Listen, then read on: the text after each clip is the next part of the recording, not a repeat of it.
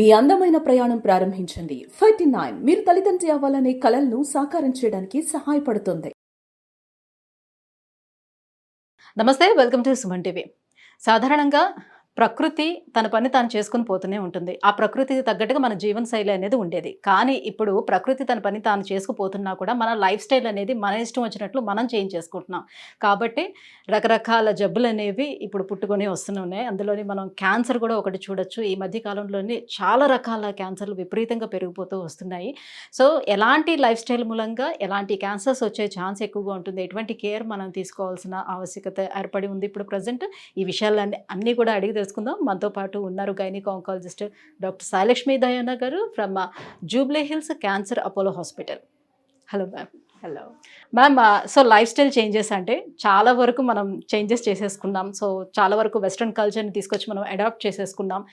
కానీ ఇప్పుడు ఎలాంటి లైఫ్ స్టైల్ వల్ల ఏ రకమైనటువంటి క్యాన్సర్లు వస్తుంది అనేది చాలామందికి అవగాహన తక్కువగా ఉంది. సో ఎటువంటి లైఫ్ స్టైల్ చేంజెస్ మనం చేసుకోవడం వల్ల ఏ క్యాన్సర్లు వస్తాయి? ఒక 3 days ago న్యూస్ పేపర్లో వచ్చింది అండి దట్ ఇప్పుడు మొత్తం ప్రపంచంలో మ్యాక్సిమం హైయెస్ట్ క్యాన్సర్ ఈస్ పేగుల క్యాన్సర్. ఒకప్పుడు ఊపిరితిత్తులు అన్నారు, తర్వాత రొమ్ము అయ్యింది, తర్వాత సర్వైకల్ అన్నాం ఇండియాలో. ఇప్పుడు మొత్తం హోల్ వరల్డ్లో ఇంక్లూడింగ్ ఏషియన్ కాంటినెంట్ పేగు క్యాన్సర్ అన్ని క్యాన్సర్స్ కన్నా ఎక్కువ చూస్తున్నాము. And the worrying thing is ఇది చిన్న వయసు వాళ్ళలో 30 to 40 మధ్యలో ఎక్కువ చూస్తున్నాము. సో పేగు క్యాన్సర్ ఇప్పుడు అన్నిటికన్నా భయంకరమైన క్యాన్సర్, అన్నిటికన్నా కామన్ క్యాన్సర్ అండ్ ఫోకస్ అంతా పేగు క్యాన్సర్ పైకి వెళ్తుంది. అండ్ అందుకనే ప్రతి ఇయర్ కనీసం ఒక స్టూల్ శాంపుల్, మోషన్ శాంపుల్ టెస్ట్కి ఇచ్చుకోండి. ఎస్పెషలీ 30 to 40 మధ్యలో సిటీలో ఉండే వాళ్ళు పేగు క్యాన్సర్ రిస్క్ బాగా పెరిగిపోయింది అని కరెంట్ న్యూస్ ఇది. అంటే కేవలం స్టూల్ పరీక్షతోటే క్యాన్సర్ని నిర్ధారించడం కష్టం అండి. స్టూల్లో ఇప్పుడు ఇన్ఫెక్షన్ ఉందా లేదా చెక్ చేస్తారు, క్యాన్సర్ సెల్స్ ఉన్నాయా లేదా కూడా స్టూల్ శాంపుల్లో చెప్పొచ్చు. ఇన్ఫ్యాక్ట్ ఎవరికన్నా వంశపారంపర్యంగా పేగు క్యాన్సర్ ఉందనుకోండి, 3 generations కోలాన్ క్యాన్సర్ చూస్తున్నాము, దాని వాళ్ళని ఎవ్రీ ఇయర్ ఒక స్టూల్ శాంపుల్ ఇమ్మంటాం. ఇన్ఫ్యాక్ట్ అన్ని టెస్టుల్లో easiest is urine and stool. Even needle test కూడా లేదు కదా, రోజు బయటకు వచ్చేదాన్ని ఒక శాంపుల్ ఇచ్చి చెక్ చేయించుకోమంటున్నాము. బట్ పేగు క్యాన్సర్ భయంకరంగా పెరిగిపోతుంది and that is because of our life style.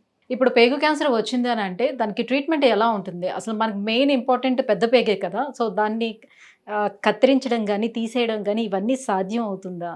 Look అండి, పేగు క్యాన్సర్ వస్తే ఒక రకంగా ఓకే, బికాస్ మన బాడీలో 7 మీటర్ల పేగు ఉంది. సో ఎంతో కొంత తొలగించినా మిగతాది మన దాని పని అది చేసుకుంటుంది. సో పేగు క్యాన్సర్ ట్రీట్మెంట్ సర్జరీ అయితే ఇట్స్ గుడ్, బికాస్ 1/2 meter తీసిన 50 centimeterలో 30 centimeterలో తీసిన బోల్డ్ అంత పేగు ఇంకా మిగిలింది. సో మన పని జరిగిపోతుంది. బట్ ఆ పేగుకి సర్జరీతోనే మన నయం అవ్వాలి అంటే ఫస్ట్ స్టేజ్లో కనుక్కోవాలి. ఫస్ట్ స్టేజ్ దాటింది అంటే మళ్ళీ కీమోథెరపీ వైపు వెళ్తాము. అంటే సాధారణంగా క్యాన్సర్లు అన్నీ కూడా ఫస్ట్ స్టేజ్లోనే ఎలాంటి సిమ్టమ్స్ లేకుండా గుర్తించడం కూడా కష్టం అని అంటారు కదా. అందుకనే ఈ స్టూల్ శాంపుల్, ఎవ్రీ పొట్టలో తేడా రాగానే అల్ట్రాసౌండ్ స్కాన్ ఇవన్నీ చేసుకుని ఏదన్నా ఉంటే ఫస్ట్ స్టేజ్లో కనుక్కుంటేనే మనం మళ్ళీ నార్మల్ అయ్యే ఛాన్సెస్ ఉంటాయి. రైట్. మరి పేగు క్యాన్సర్ రావడానికి మనం చేస్తున్నటువంటి మిస్టేక్స్ ఏంటి? పేగుకి పని ఎక్కువ చెప్తున్నాము, అండ్ పని ఎక్కువ చెప్పటమే కాదు కాంప్లెక్స్ పని చెప్తున్నాము. ఓకే, అండ్ దానికి బ్రేక్ ఇవ్వట్లేదు, సరిపడా రెస్ట్ ఇవ్వట్లేదు. ఓకే. సో పని ఎక్కువ చెప్తున్నామంటే ఫుడ్ క్వాంటిటీ అండ్ ఫ్రీక్వెన్సీ పెరిగింది. అండ్ బ్రేక్ ఇవ్వట్లేదు అంటే ఒకప్పుడు మన కల్చర్లోనే ఉపవాసాలని, ఒక 4 రోజుల పాటు నాన్ వెజ్ తినకూడదని ఆర్ ఇలాంటివి ఉండేవి, సీజనల్గా తినాలి అని. ఇప్పుడు అలాంటిది ఏమీ లేదు. మనకు నచ్చినప్పుడు నచ్చిన టైంలో నచ్చిన క్వాంటిటీ తినేస్తున్నాం. అవైలబిలిటీ పెరిగింది. ఏ టైంలో ఎప్పుడు ఎక్కడికి వెళ్ళినా మనకి రకరకాల ఆప్షన్స్ ఉన్నాయి. సో క్వాంటిటీ పెరిగింది అండ్ వెరైటీ పెరిగింది. అండ్ దాంతోపాటు ఆ వండే మెథడాలజీ డిఫరెంట్గా అయ్యింది. ఇప్పుడు కొన్నేమో ఆల్రెడీ కుక్ చేసి ఫ్రీజర్లో పెట్టిని కలుపుతున్నాము, కొన్నేమో బాగా oil different types of oil mix చేస్తున్నాము. మల్టీ క్విజిన్ అని చెప్పి ఎక్కడెక్కడి టైప్ సాస్లు అవన్నీ యాడ్ చేస్తున్నాము. అతిగా పిండి పదార్థాలు ఉన్నటువంటి ఆ ఫుడ్ తీసుకోవటం వల్ల కూడా క్యాన్సర్ వస్తుందా?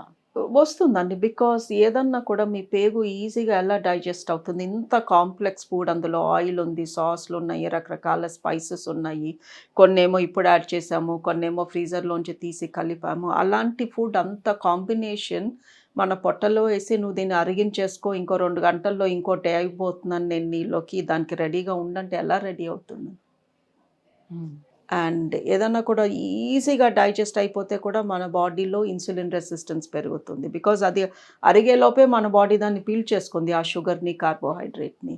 కొన్నేమో it's very difficult for our body. అందులోనే ఆయిల్ ఉంది, రీయూజ్డ్ ఆయిల్ ఉంది, అందులోనే స్పైస్ ఉంది, అందులోనే మీరు ప్లాస్టిక్ డబ్బాల్లో కొన్ని నెలల పాటు స్టోర్ చేసిన ఫుడ్ ఉంది. ఇవన్నీ కలిపితే మన బాడీ కన్‌ఫ్యూజ్ అయిపోతుంది. నేను దేన్ని డైజెస్ట్ చేసుకోను, దేన్ని వదిలేయను, ఇదంతా ఎలా కోప్ అవ్వాలి అని. అది అరగక ముందే మళ్ళీ ఇంకోటి లోపలికెళ్ళిపోతుంది.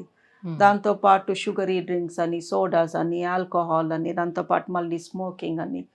సో మన బాడీకి, మన పేగులకి దేనికి బ్రేక్ దొరకట్లేదు. సో మన ఇండియాలోనే రకరకాల వృత్తుల్లోనే పనిచేసే వాళ్ళు ఉన్నారు. సో అందులోనే ఒక్కొక్కరికి ఒక్కొక్క కైండ్ ఆఫ్ డౌట్స్ కూడా ఉన్నాయి. లైక్ ఇప్పుడు ఫార్మా కంపెనీలో చేసేవాళ్ళు చాలా రకాల కెమికల్స్ మధ్యన మేము తిరుగుతూ ఉంటాం, నిరంతరం అవి పీల్చుకుంటూ ఉంటాం. సో మాకేమైనా క్యాన్సర్స్ వచ్చే ఛాన్స్ ఏమైనా ఉంటుందా అని అడుగుతుంటారు.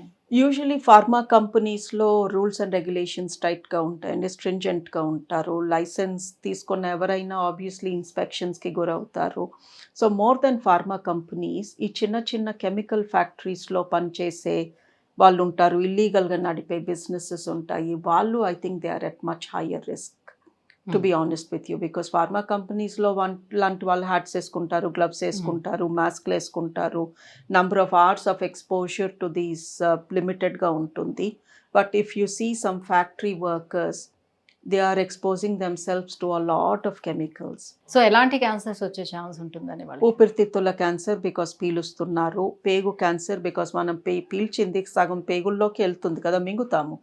నోట్లోకి, ముక్కులోకి వెళ్ళేది సలైవాతో కలిసి మళ్ళీ మనం మింగేస్తూ ఉంటాము. And skin cancers. అలానే ఇప్పుడు ప్లాస్టిక్ తయారు చేసే థింగ్స్ ఏవైతే ఉంటాయో ఆ ఫ్యాక్టరీలో పనిచేసే వాళ్ళకి సో లైక్ ఎలాంటి క్యాన్సర్స్ వచ్చే ఛాన్స్ ఉంటుంది, వాళ్ళు ఎంత కేర్ఫుల్గా ఉండాలి? వాళ్ళ గురించి ఏమో తెలియదు కానీ ఆ ప్లాస్టిక్లో పోసుకుని మనం వేసుకుని తింటున్నాము, తాగుతున్నాము అండి. బికాస్ వీఆర్ నాట్ కాన్షియస్, మనం ఆలోచించట్లేదు. ప్లాస్టిక్ ఫ్యాక్టరీస్లో పనిచేసే వాళ్ళ గురించి ఆలోచించడం is a really right thing. వాళ్ళు మాస్క్లు వేసుకోవాలి, గ్లవ్స్ వేసుకోవాలి, ప్రొటెక్టివ్ గౌన్స్ వేసుకోవాలి. వాళ్ళ hours of exposure to that environment లిమిటెడ్గా ఉండాలి. వాళ్ళకి బ్రేక్స్ వస్తూ ఉండాలి, వెంటిలేషన్ బాగుండాలి. స్టిల్ అలాంటి ఫ్యాక్టరీస్లో పనిచేసే వాళ్ళకి స్కిన్ క్యాన్సర్స్, ఊపిరితిత్తులు, పేగుల క్యాన్సర్స్, బ్లాడర్ క్యాన్సర్స్. బికాస్ ఆ వేస్ట్ మెటీరియల్ అంతా మళ్ళీ బయటకు వచ్చేది మన యూరిన్ సంచిలో నుంచే కదా. ఇలాంటివి ఎక్కువ చూస్తాము. బట్ మనం తెలియకుండానే చాలా ప్లాస్టిక్ కంటామినేటెడ్ ఫుడ్ తీసుకుంటున్నాము, లిక్విడ్స్ తీసుకుంటున్నాము.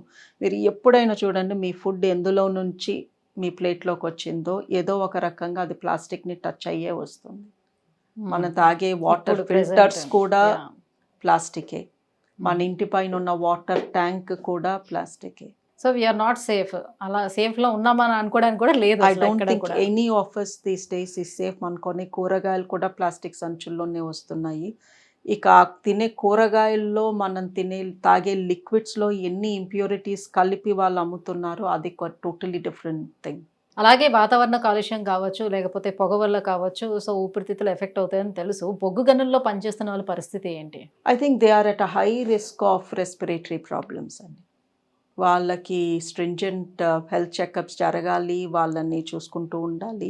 మోర్ ఎఫెక్ట్ అయ్యే ఛాన్స్ ఎక్కువ ఉంటుంది అండి. ఆబ్వియస్లీ మనం అలాంటి ఫ్యాక్టరీ ఎన్వైర్న్మెంట్లో పనిచేస్తున్నాము, ఒక ఫ్యాక్టరీ ఎన్వైర్న్మెంట్లో బతుకుతున్నాము, అక్కడ ఉన్న వాటర్ తాగుతున్నాము అంటే obviously we are at a higher risk. But నా భయం వాళ్ళ గురించి కాదు. బికాస్ మనం ఎవరికైతే రిస్క్ ఎక్కువ ఉంది అనుకుంటామో వాళ్ళపైన ధ్యాస ఉంటుంది.